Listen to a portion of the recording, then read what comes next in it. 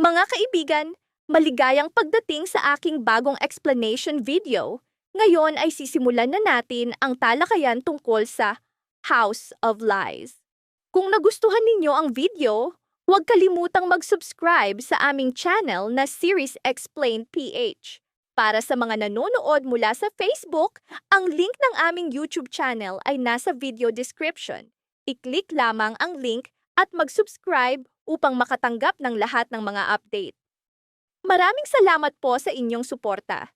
Sa huling kabanata ng kwento ng Torcampo family, bumagsak si Greg sa matinding pagsisisi matapos ang pagkamatay ng kanyang asawa, si Regina.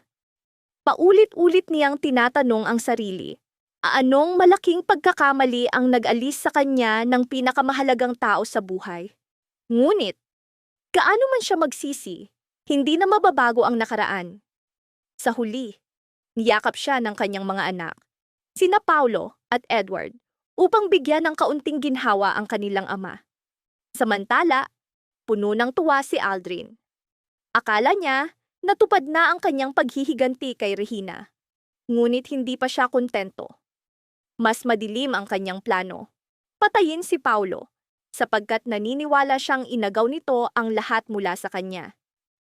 Nang matuklasan ni Paulo na si Aldrin ang tunay na salarin sa pagkamatay ng kanilang ina, agad siyang tumakas at tinawagan si Edward upang sabihin ang lahat. Pagbalik ni Aldrin sa kanilang rest house, naroon si Tia. Inamin niyang matagal na niyang alam ang lahat at natatakot na siya dahil hinahabol na siya ng batas. Ngunit malamig na sinabi ni Aldrin na ayusin muna ni Tia ang sarili niyang problema. Tumutol si Tia, iginiit na si Aldrin ang utak ng lahat at dapat pareho silang managot. Naiinis, nagpasya si Aldrin na tuluyan na siyang alisin. Binangga niya si Tia gamit ang kotse, iniwan itong walang malay at tumakas. Lalong lumalim ang sugat ng pamilya. Si Aldrin, nilalamon ng puot, handa nang sirain pati ang sariling mga kapatid. At si Tia, na minsang kakampi niya, ngayon ay nakatakdang wasakin din. Hanggang saan kayang dalhin ng isang tao ang kanyang sarili kapag ang puso'y nilamon na ng galit at paghihiganti? Matapos banggain si Tia, mabilis na tumakas si Aldrin. Naiwan ang kanyang ama, si Walter, na sugatan.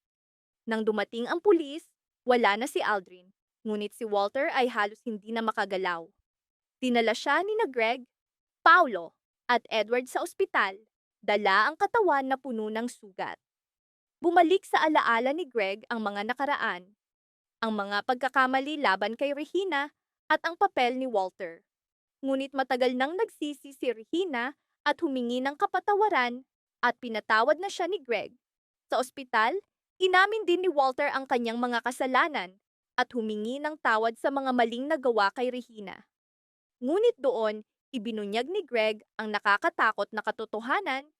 Si Regina ay pinatay ng sariling anak na si Aldrin.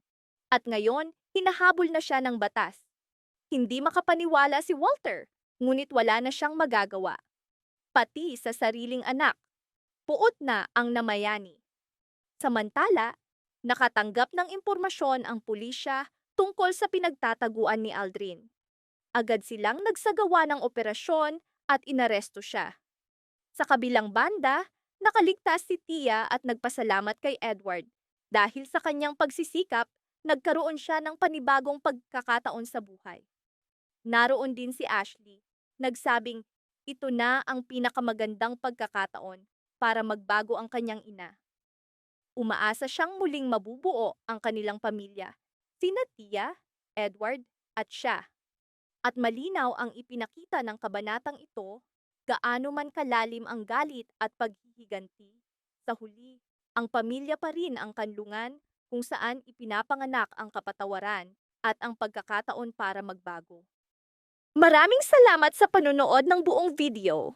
Para mapanood ang susunod na episode explanation, huwag kalimutang mag-subscribe sa Series Explained PH channel.